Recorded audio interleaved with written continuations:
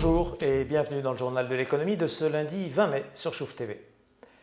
Observé déjà depuis de longs mois au fil des indicateurs présentés tant par Banque Al-Maghrib que par le ministère de l'économie et des finances, la dégradation des finances publiques continue.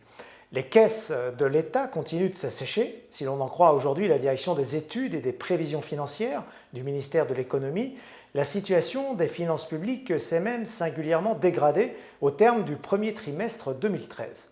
Le déficit budgétaire atteint ainsi 17 milliards de dirhams à fin mars 2013 contre 6,6 milliards à la même période de 2012. Une forte dégradation donc en dépit d'un solde excédentaire des comptes spéciaux du Trésor à hauteur de 1,1 milliard de dirhams. Pour combler ces besoins de financement, le Trésor a dû mobiliser près de 30 milliards de dirhams sur le marché intérieur. À la base de ce déséquilibre entre les charges et les ressources, le fort repli des recettes fiscales. Selon des données recoupées entre les publications du ministère des Finances et celles du Trésor, les recettes fiscales ont en effet régressé de 5,7% pour s'établir à 46,3 milliards de dirhams, un recul qui s'explique essentiellement par la baisse des recettes des impôts directs, en premier lieu de l'impôt sur les sociétés, le fameux IS. Ce qui témoigne bien au passage de la dégradation de la situation économique du Royaume au premier quadrimestre de cette année 2013 et la difficulté que le gouvernement aura à tenir ses engagements en termes de croissance. L'opérateur Meditel fait peau neuve. Site internet relooké, nouvelles offres, nouvelles couleurs, nouveaux logos, le deuxième opérateur de téléphonie revoit de fond en comble sa politique marketing et communication. Connecté à l'avenir, l'ancienne signature de Meditel laisse place désormais à Dima Artak, qui place le client consommateur au cœur de son business. Cette refonte appuie un net repositionnement de la marque dans un contexte concurrentiel de plus en plus exacerbé. Le tutoiement, désormais établi à l'égard du client, signe donc la nouvelle stratégie de communication et de conquête commerciale dans un nouveau lien de proximité. Une signature appelée à faire passer un maximum d'informations en 2 mots et en Darija, le dialecte marocain. Ce changement s'accompagne du lancement de nouvelles offres de services et d'un nouveau design pour le site web corporate. Un relooking d'identité visuelle qui correspond avec l'arrivée depuis le début de ce mois de mai de Michel Paulin, le nouveau directeur général, successeur d'El Mandra, est passé par France Télécom, Bull, 9CGTEL, SFR, Xchanging, et également par le cabinet McKinsey. Une nouvelle politique qui ne devrait pas manquer d'interpeller Maroc Télécom et Inouï, qui se livrent avec Meditel à une féroce bagarre en termes de part de marché.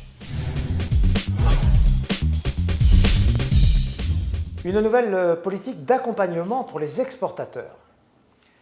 Les nouvelles mesures adoptées par les pouvoirs publics au Maroc pour encourager ces derniers temps les exportateurs commencent timidement à porter leurs fruits quant à l'ouverture de l'économie nationale sur le monde.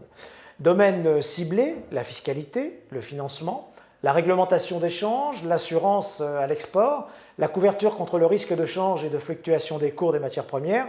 Le Maroc révèle un récent rapport du ministère de l'économie sur le bilan de la compétitivité des exportations marocaines, a renforcé l'ouverture de son économie sur le monde à travers notamment son adhésion à l'OMC et surtout la conclusion de nombreux accords de libre-échange.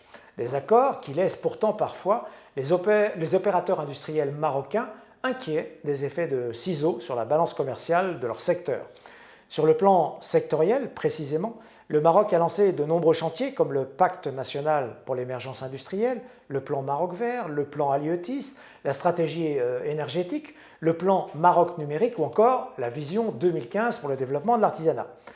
Tous ces plans qui ont un seul objectif, la dynamisation de l'offre exportable.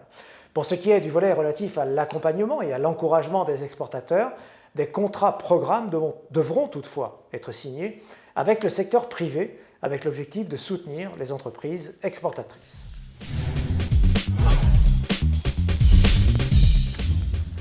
Kraft Foods ferme son usine de chewing-gum.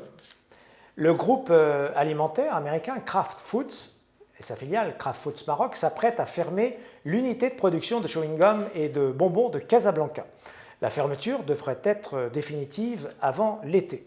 Pour la direction de l'entreprise, l'unité de production de chewing-gum et bonbons a atteint, disent-ils, la limite de ses capacités de production et n'est pas extensible pour être en phase avec le calendrier régional de développement.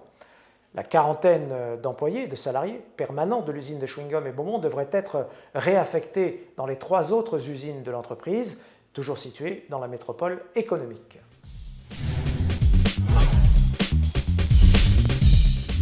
Les apports de pêche en forte hausse.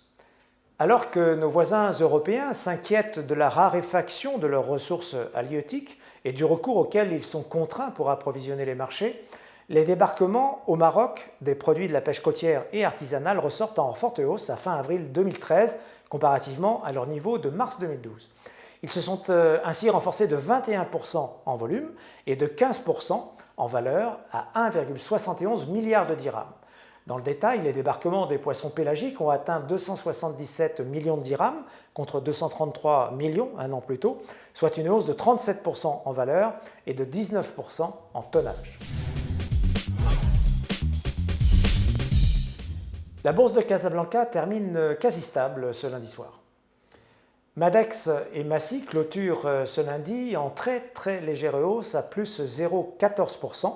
Le Madex termine à 7 347 points et le Massy à 9 040 points. Parmi les plus fortes hausses, on note les bonnes performances de Managem qui bondit de 4,52% à 1410 dirhams et du groupe Risma en hausse de 4,49% à 184 dirhams 95. HPS, en revanche, qui avait terminé la semaine avec une progression de 6%, clôture ce soir en nette baisse de 4,04% à 285 dirhams et Enacle signe la seconde plus mauvaise performance de la séance avec une perte de 3,39% à 36 dirhams 50. Bonsoir et à demain pour un nouveau journal de l'économie sur Chouf TV.